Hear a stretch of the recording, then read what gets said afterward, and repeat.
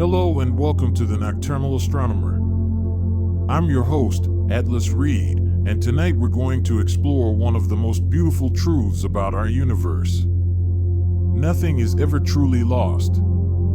Everything is recycled, transformed, and reborn in an endless cosmic dance that has been playing out for nearly 14 billion years.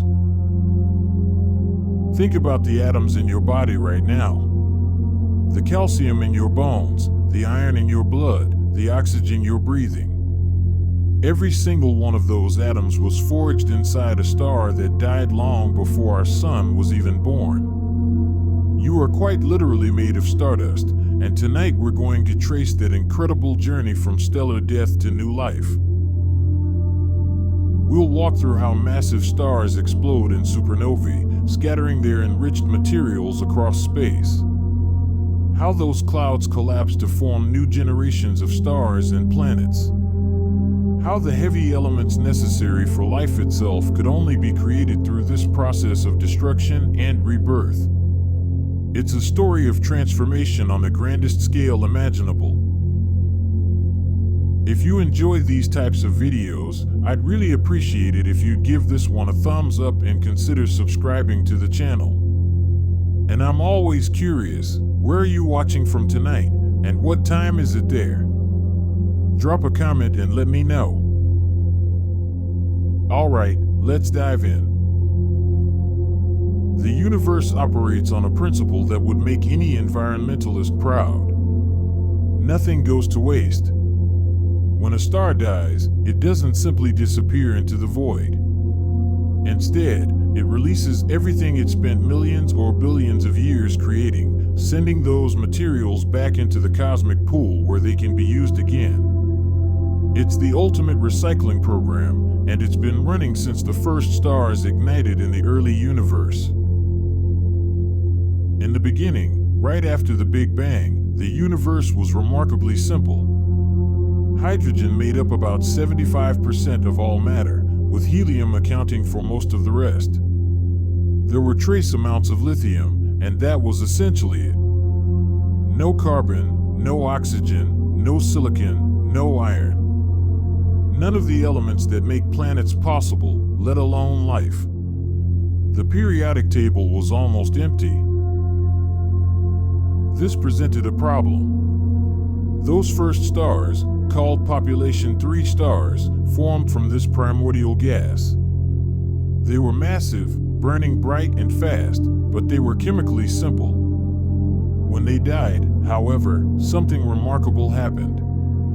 The intense pressures and temperatures in their cores and during their explosive deaths created heavier elements. Suddenly, the universe had a periodic table with more entries. Each generation of stars has added to this chemical enrichment. Astronomers sometimes talk about metallicity, which in astronomy means any element heavier than helium. The first stars had zero metallicity. Our Sun, a relative newcomer at just 4.6 billion years old, has substantial metallicity because it formed from gas clouds already enriched by countless previous generations of stars. Think of it like composting in a garden. The first garden has only basic soil. But as plants grow, die, and decompose, they enrich that soil with nutrients. Each new generation of plants benefits from the remains of the old. Eventually, you have rich, fertile ground capable of supporting incredible diversity. The universe works the same way, except instead of soil, we're talking about vast clouds of gas and dust floating between the stars. This process of cosmic recycling isn't just interesting from a scientific perspective. It's deeply personal. Every atom in your body, except for some hydrogen, was created in the heart of a dying star. You are a direct product of this cosmic recycling system. Understanding how it works means understanding where we came from and how we got here. To understand cosmic recycling, we first need to understand how stars die, because that's where the recycling begins. Stars are in constant battle against their own gravity. For most of their existence, they maintain a delicate balance. Gravity pulls inward, trying to collapse the star. Nuclear fusion in the core pushes outward through radiation pressure and heat.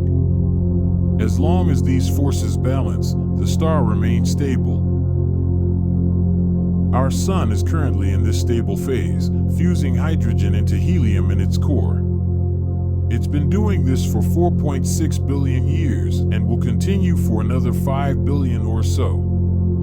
This is called the main sequence phase, and stars spend the majority of their existence here. It's a comfortable equilibrium, like a perfectly balanced seesaw. But nothing lasts forever. Eventually, a star runs out of hydrogen fuel in its core. When this happens, the outward pressure decreases and gravity gains the upper hand. The core begins to collapse, and as it does, it heats up. This increased temperature allows helium to begin fusing into carbon and oxygen. The star enters its red giant phase. For stars like our Sun, this is essentially the beginning of the end. The outer layers expand enormously. Our Sun will eventually swell to engulf Mercury, Venus, and possibly Earth. Meanwhile, the core continues its fusion processes, but there's a limit. Stars with the mass of our Sun can't generate enough pressure and temperature to fuse elements heavier than carbon and oxygen. When the helium is exhausted, there's no more fuel to burn. At this point, the outer layers drift away in a relatively gentle process, forming what we call a planetary nebula. Despite the name, these have nothing to do with planets. They're expanding shells of gas, often stunningly beautiful when photographed by telescopes.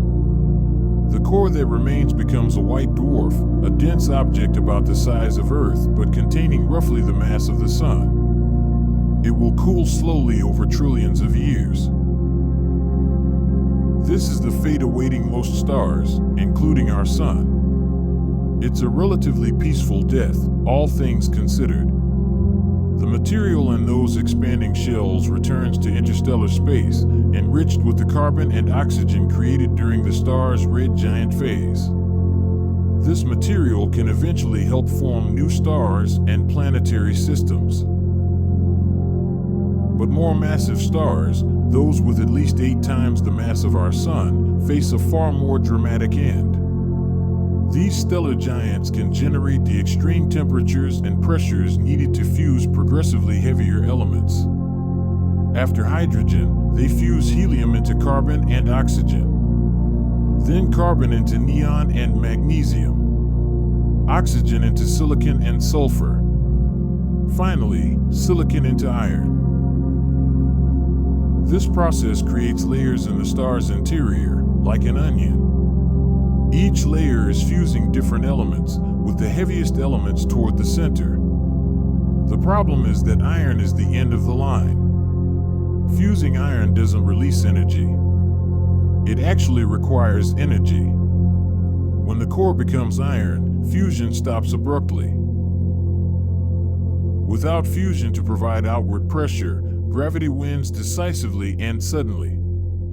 The core collapses catastrophically, going from the size of Earth to perhaps 20 kilometers across in under a second.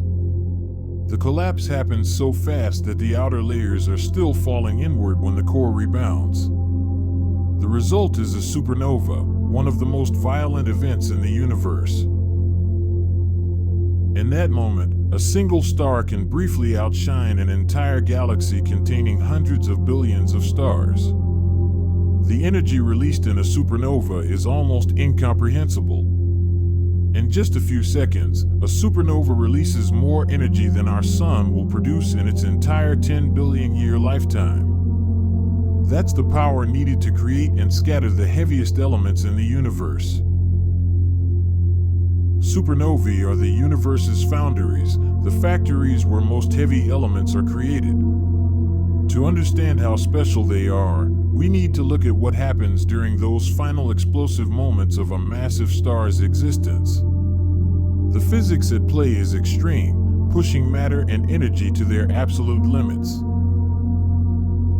When the core of a massive star collapses, it doesn't just fall gently inward. We're talking about a mass greater than our sun being crushed into a sphere smaller than a city.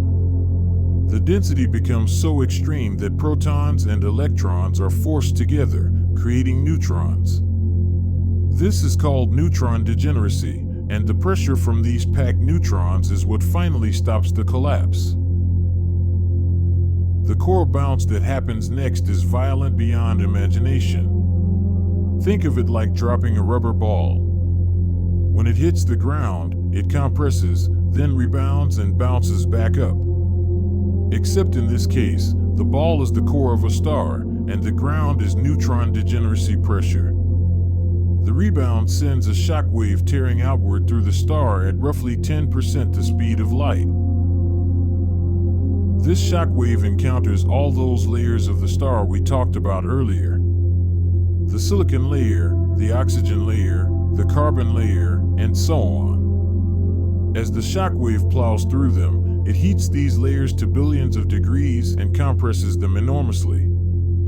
Under these conditions, nuclear reactions can occur that are impossible anywhere else in the universe. Elements heavier than iron, which couldn't be created through normal stellar fusion, are suddenly possible. Gold, platinum, uranium, and everything in between are synthesized in these extreme conditions. The process happens through something called rapid neutron capture, where atomic nuclei are bombarded with so many neutrons so quickly that they can build up mass faster than they decay. It's worth pausing to appreciate how rare and special this process is. The gold in any jewelry, the uranium in nuclear reactors, the lead in old pipes, all of it was created in supernova explosions. These elements quite literally cannot be made any other way. Every gold atom on Earth was forged in a stellar explosion somewhere in our galaxy billions of years ago. The shock wave doesn't just create these elements. It also blasts them into space at tremendous velocities, often thousands of kilometers per second. In a matter of hours, a supernova can eject more mass than several suns, spreading it across light years of space. This is the key step in cosmic recycling. All those newly created elements, along with the lighter elements from the star's outer layers, are now free to mix with the interstellar medium. Astronomers can actually observe this process happening. The Crab Nebula, for example, is the remnant of a supernova that was observed on Earth in the year 1054. Chinese and Arab astronomers at the time noted a new star so bright it was visible during the day for nearly a month. Today, we can see the expanding cloud of gas, still moving outward at about 1,500 kilometers per second. Inside that cloud are all the elements created during that star's lifetime and death. Spectroscopic analysis reveals oxygen, sulfur, iron, and other elements spreading through space. In a few million years, that material will mix thoroughly with the surrounding gas clouds. Some of it may eventually find its way into new stars and planetary systems.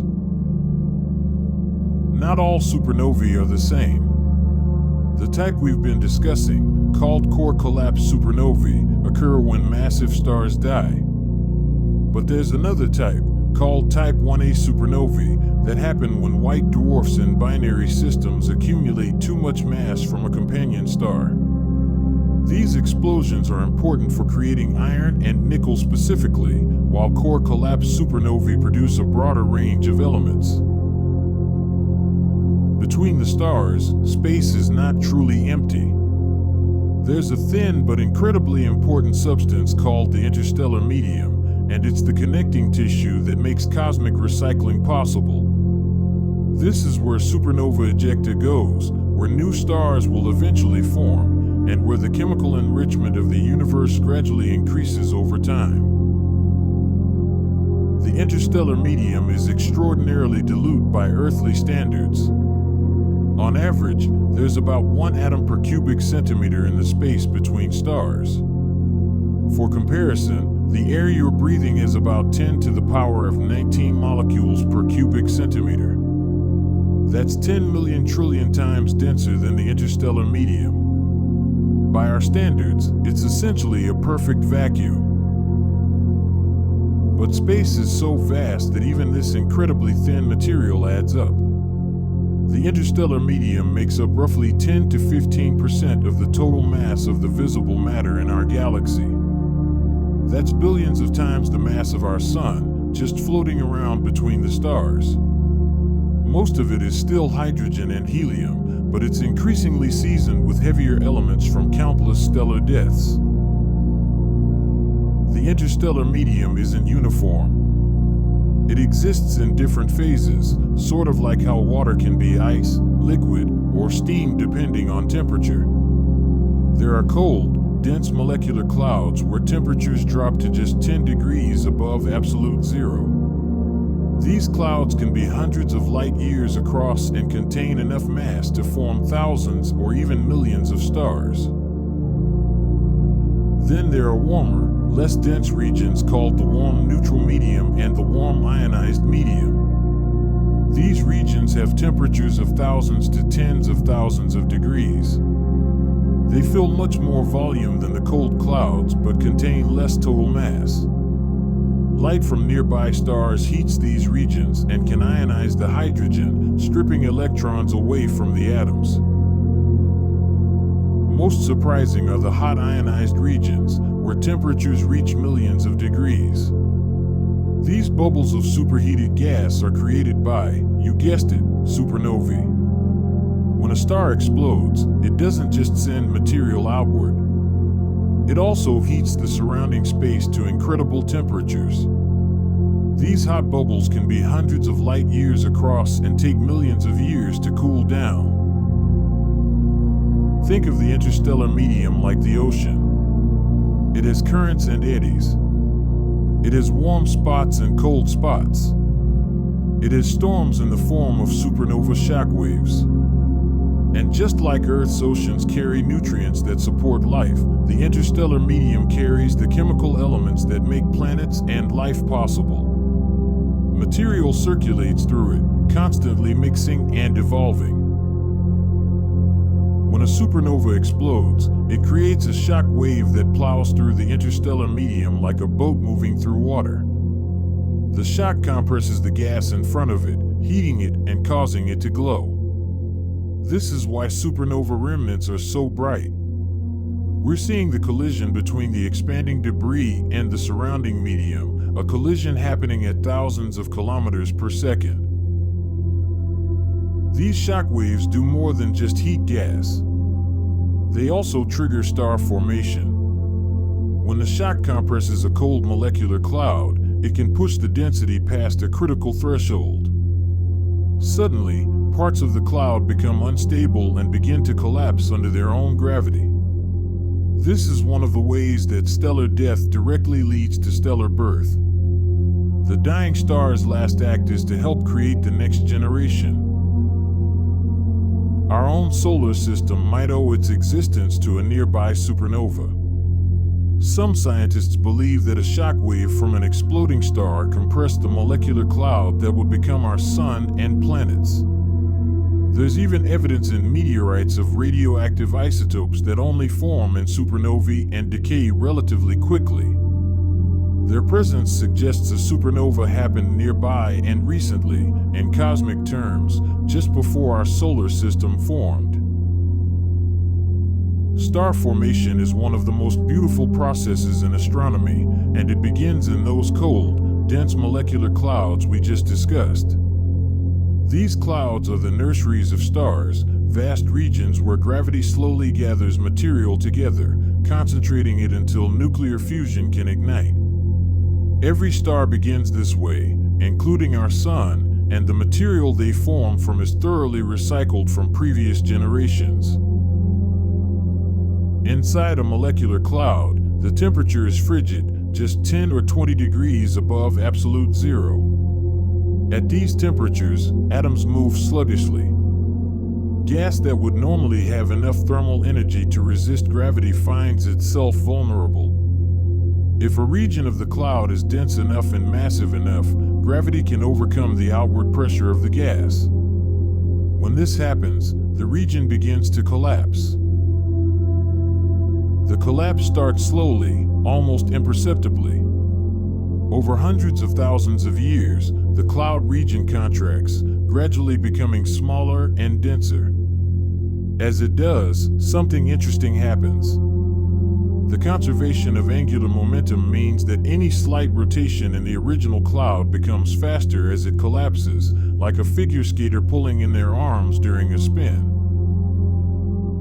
This rotation flattens the collapsing cloud into a disk. At the center, where material is most concentrated, a protostar forms.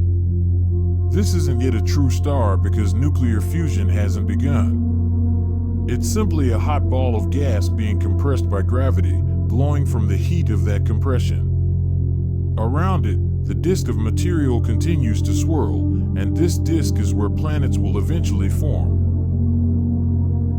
The composition of this disk tells the story of cosmic recycling. If this were a first-generation star forming in the early universe, the disk would be almost entirely hydrogen and helium. But for stars forming today, including the stars being born right now in regions like the Orion Nebula, the disk contains all the elements from previous stellar generations. Spectroscopic studies of young stellar systems reveal the presence of carbon, oxygen, silicon, iron, and dozens of other elements in these disks. These are the building blocks of planets. The rocky planets in our solar system, Earth included, are made primarily from these heavy elements. Without the cosmic recycling that enriched the interstellar medium with these materials, rocky planets simply couldn't exist. It takes millions of years for a protostar to gather enough mass and for its core to become hot and dense enough for fusion to begin. The threshold is about 10 million degrees Kelvin for hydrogen fusion. Once this temperature is reached, hydrogen nuclei begin fusing into helium, releasing tremendous energy. The star turns on, and the outward pressure from fusion balances the inward pull of gravity. A new main sequence star is born. The leftover material in the disk doesn't disappear. In the inner regions, where it's warmer, rocky planets can form from the condensation of metals and silicates. Further out, where it's colder, ice can form along with rock, allowing much larger planets to accumulate. These become gas giants like Jupiter and Saturn. Even further out, small icy bodies remain, forming the comets and Kuiper belt items that orbit at the fringes of the system. Our solar system formed approximately 4.6 billion years ago from a molecular cloud that had been enriched by countless previous stars. The oldest materials we've found in meteorites, called calcium-aluminum-rich inclusions, date to right around this time. These tiny grains represent the first solid materials that condensed from the solar nebula, and they contain elements that could only have been created in stars that died before our sun was born. Every star system forming today goes through this same process, using recycled stellar material. The Hubble Space Telescope and other observatories have captured stunning images of this happening in real time. The pillars of creation in the Eagle Nebula show towers of gas and dust where new stars are forming right now, their composition enriched by the deaths of previous stellar generations. Once a star has formed and stabilized, the disk of material around it begins the intricate process of building planets. This is where cosmic recycling becomes tangible, where atoms forged in stellar cores billions of years ago come together to form worlds. The process is chaotic, violent, and ultimately creative, turning a disk of dust and gas into a diverse family of planets. In the beginning, the disk contains countless tiny particles, each just micrometers across. These dust grains are made of whatever materials could condense at that distance from the young star. Close in, only materials with high melting points can remain solid. Metals like iron and nickel, and rocky materials like silicates can exist here. Further out, it's cold enough for water ice, then ammonia ice, then methane ice to form. The dust grains begin to stick together through a combination of electrostatic forces and gentle collisions. Over time, they grow from micrometers to millimeters, then to centimeters. These larger clumps, called planetesimals, have enough gravity to start attracting more material actively. The growth accelerates. Meter-sized bodies become kilometer-sized bodies. Eventually, some planetesimals grow large enough to dominate their region of the disk. These growing worlds collide and merge in a process called accretion. Sometimes the collisions are gentle enough that the bodies stick together, combining their mass. Other times, the impacts are violent, shattering both bodies and creating debris that must start the process over again. It's a messy, inefficient process, but over millions of years, it produces planets. The composition of these planets directly reflects their distance from the star and the recycled materials available. Close to the star, we get rocky planets made primarily of iron, magnesium, silicon, and oxygen. Earth is a perfect example. Our planet is made largely from elements that didn't exist in the early universe. Every atom of silicon in Earth's crust, every atom of iron in its core, was created in a star that died before our solar system existed. Further from the sun, where ices could remain solid, planets could grow much larger. These worlds accumulated not just rock and metal, but also vast amounts of ice. Once they reached about 10 Earth masses, their gravity became strong enough to capture hydrogen and helium directly from the disk. This is how gas giants like Jupiter and Saturn formed. They have rocky and icy cores, but they're mostly hydrogen and helium, the primordial elements from the Big Bang. As planets grow, they heat up from the energy of impacts and from the decay of radioactive elements. This heating is important because it allows planets to differentiate. The heaviest materials, primarily iron and nickel, sink toward the center, forming a metallic core. Lighter rocky materials float upward, forming a mantle and crust. This is why Earth has the layered structure it does today. The radioactive elements providing much of this heat are themselves products of cosmic recycling. Uranium, thorium, and potassium-40 are all created in supernovae and other stellar processes. They decay over millions and billions of years, generating heat.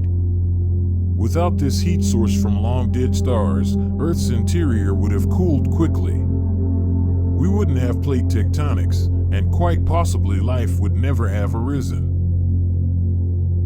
The final stages of planetary formation in our solar system were particularly violent. Computer simulations and isotopic evidence suggest that Earth was struck by a Mars-sized body about 4.5 billion years ago. The impact was so powerful that it vaporized a large portion of both planets. The debris from this collision coalesced to form our moon. Even Earth's water may have been delivered later by comets, themselves made of ice recycled from dead stars. This entire process, from dust grain to fully formed planet, takes roughly 100 million years. It sounds like a long time, but in cosmic terms, it's remarkably quick. And every step of the way, the process relies on materials recycled from previous stellar generations. The cycle of cosmic recycling doesn't end once planets form. Stars continue to die, supernovae continue to explode, and new stars continue to be born. Each complete cycle takes hundreds of millions to billions of years, but the cycle has been running for nearly the entire history of the universe. We can trace how this has changed the cosmos over time. The universe is about 13.8 billion years old. The first stars formed perhaps just 100 million years after the Big Bang, once the universe had cooled enough for gravity to pull hydrogen and helium together. These first stars were massive, probably hundreds of times the mass of our Sun, and they burned through their fuel quickly, dying in supernovae within just a few million years. Those first supernovae were transformative. For the first time, the universe contained elements heavier than lithium. Carbon, oxygen, silicon, iron, and many others were scattered into space. The next generation of stars formed from gas that was slightly enriched with these heavier elements. When they died, they added even more heavy elements to the mix. This has been going on for over 13 billion years. Each stellar generation has added to the chemical richness of the universe. Astronomers can actually measure this enrichment by looking at stars of different ages. Old stars, formed 10 or 12 billion years ago, have much lower concentrations of heavy elements than young stars forming today. Our Sun sits somewhere in the middle, with a metallicity that suggests it's a third or fourth generation star.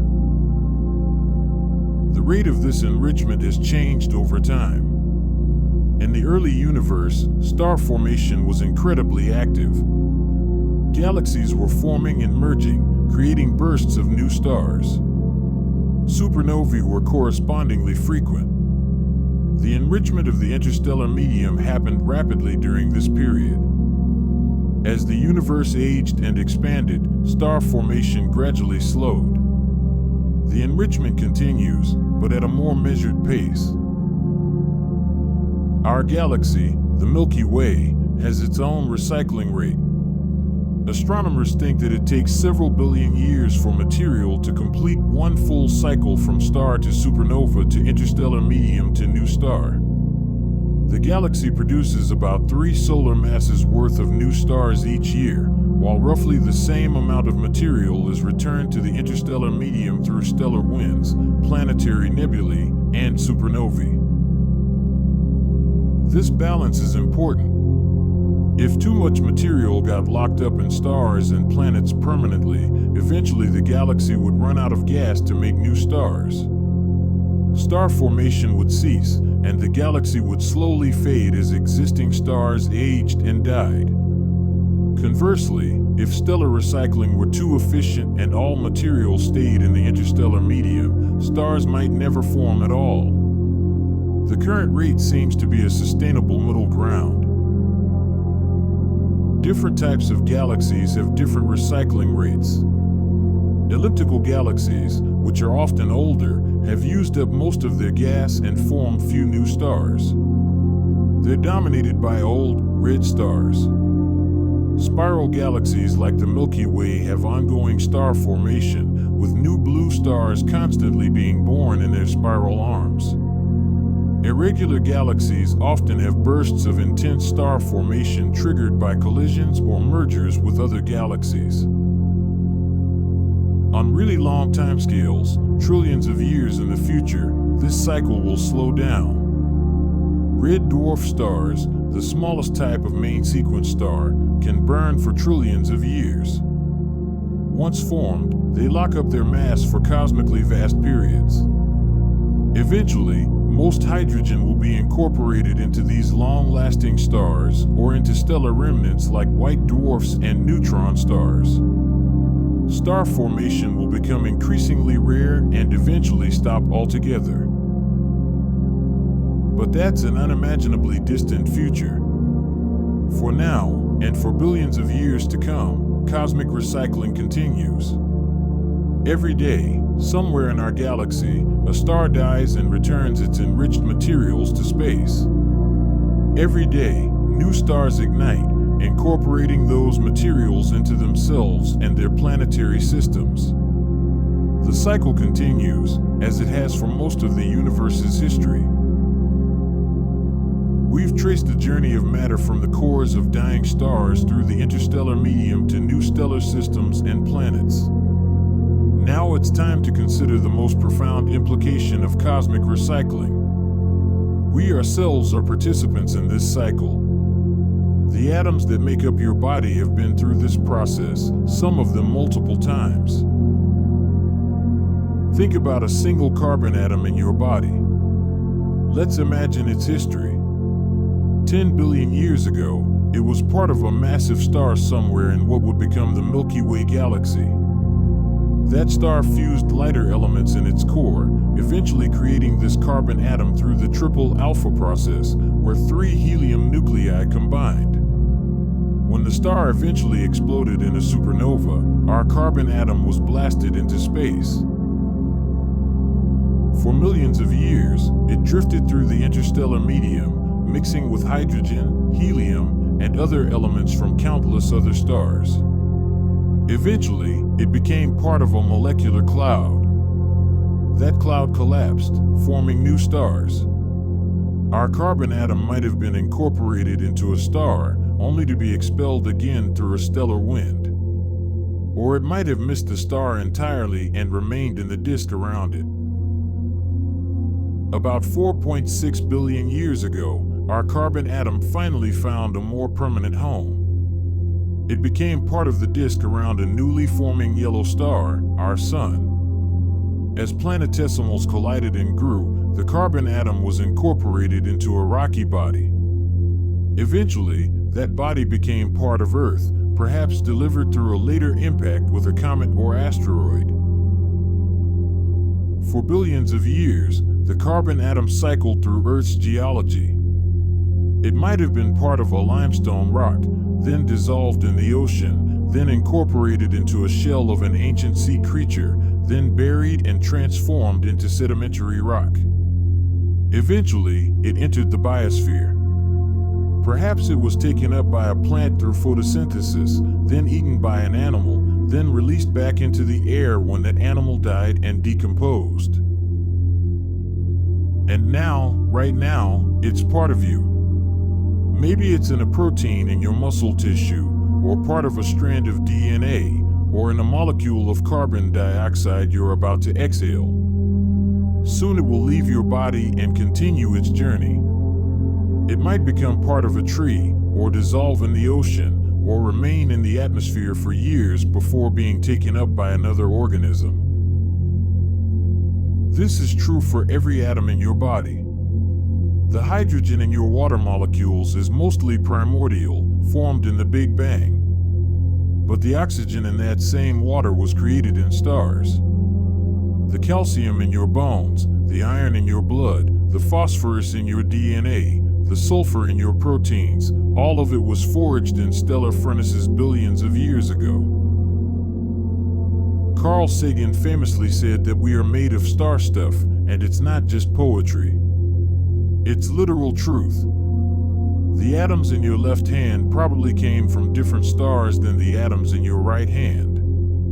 You are an assembly of materials with unimaginably ancient and varied histories, brought together briefly in the form that is you, before they continue their cosmic journey. This perspective can be humbling and awe-inspiring at the same time. We are temporary arrangements of matter, but that matter has existed for billions of years and will continue to exist for billions more. We are connected through this material to the entire history of the universe. Every breath you take contains atoms that were once in the bodies of dinosaurs, of early humans, of the first bacteria on Earth. And before that, they were in stars. The cycle continues beyond us too. 5 billion years from now, our sun will become a red giant, then shed its outer layers and die. The atoms that make up Earth, and everything on it, will be scattered into space. They'll mix with the interstellar medium, already enriched by countless other stellar deaths. Eventually, they'll become part of new stars, new planets, perhaps new forms of life we can't even imagine. And on that note, we've completed our journey through cosmic recycling. From stellar death to supernova explosions, through the interstellar medium to new star formation, to planets, and ultimately to us. It's a cycle that's been running for nearly 14 billion years, and it will continue for billions more. We are not just observers of this cycle. We are participants, temporary gatherings of ancient stardust experiencing the universe for a brief moment before returning to the cosmic pool.